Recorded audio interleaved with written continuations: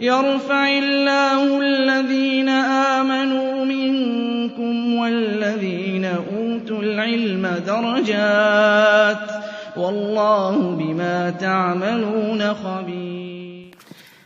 أخي الكريم وأختي الكريمة رحمني ورحمكم الله. Jangan pernah kita merasa tidak butuh kepada ilmu agama ini. Karena Allah Jalla wa'ala berfirman di dalam surat Al-Qasas ayat 24. Rabbi inni lima anzalta ilayya min khairin faqir. Nabi Musa berdoa kepada Allah, wahai Rabbku, sesungguhnya aku terhadap apa yang engkau turunkan kepadaku dari kebaikan, fakir, aku sangat membutuhkannya. Ayat ini menerangkan kepada kita bahwa setiap hamba sangat membutuhkan kebaikan yang turun dari Allah Jalla wa'ala. Dan ilmu adalah sebaik-baik kebaikan.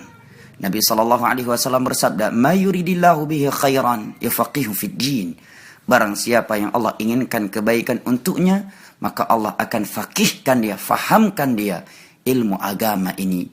Hadis riwayat Al-Imam Al-Bukhari dari Muawiyah ibnu Abi Sufyan radhiyallahu an.